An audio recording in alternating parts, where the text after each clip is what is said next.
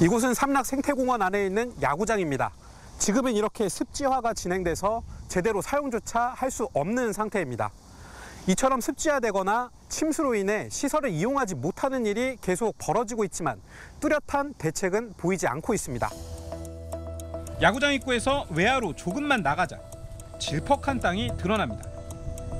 커다란 물웅덩이까지 생겨 접근도 어렵습니다. 넘어진 펜스 사이로는 성인 허리 높이만큼 풀이 자랐습니다. 2년 전 비슷한 시기의 모습과는 대조적입니다. 또 다른 체육시설도 마찬가지입니다. 폭염이 연일 이어지고 있지만 물은 마르지 않고 땅이 계속 젖어 있어 이용이 불가능합니다. 저도 요번에 예매하려고 보니까 안 되는 상황이어가지고. 이런 침수 사태는 지난해 초부터 눈에 띄기 시작했습니다. 야구장과 족구장, 테니스장 등 3만 제곱미터가 갑자기 물에 잠기면서 시설이 폐쇄됐는데 지금도 상황이 별반 나아진 게 없는 셈입니다. 저는 이렇게까지는 안 됐거든. 안 했는데 할 수도 한 거라 이게. 부산시는 지난해 2천만 원의 예산을 들여 석 달간 원인 파악에 나섰고 용역보고서는 낙동강 수위 상승과 지반 치마 때문이라는 애매한 결론을 내렸습니다.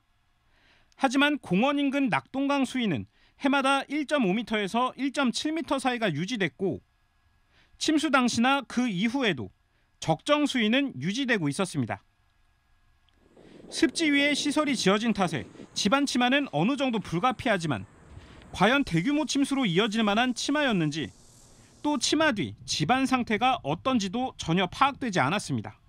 저희도 이제 복합적인 그 원인이라고 원인이 적혀 있어서 이거다 저거다 약한 비에도 침수는 반복되고 피해 범위는 더 넓어지고 있지만 정확한 원인 파악이 안 되고 있다 보니 대책 마련도 불가능한 상황. 우리 비가 오고 하면 아예 며칠 안 와. 물 많이 차요. 1년 넘게 폐쇄된 테니스장과 풋살장, 또 습지가 되어버린 야구장 복구 계획은 현재로선 없는 상황입니다. 지난해 침수 이후 체육시설 두 곳은 20억 원을 들여 다시 지대를 높여놨지만 정확한 침수 원인이 파악되지 않는 이상 언제 또 치마가 되고 습지로 변해버릴진 알 길이 없습니다. 이슈 분석 송강호입니다. 야구장 옆에 커다란 물 웅덩이가 생겼습니다. 구장 안에서는 모래를 뿌리는 작업이 한창입니다.